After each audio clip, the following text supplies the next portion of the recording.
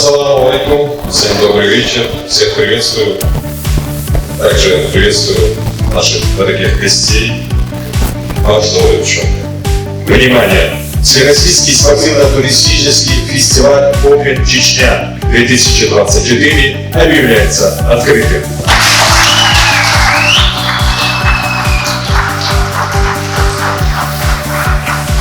С вашего позволения я передаю приветственное слово заместителю министра Чеченской Республики по делам молодежи Абдулмагаку Джабраилу Ахматовичу. Добро пожаловать всем. Спасибо руководству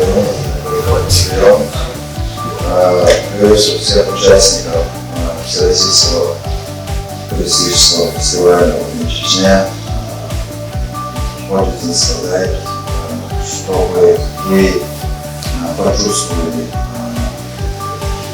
то, что происходило в Италии, в чеченской земле, то, что пропитано нашей землей.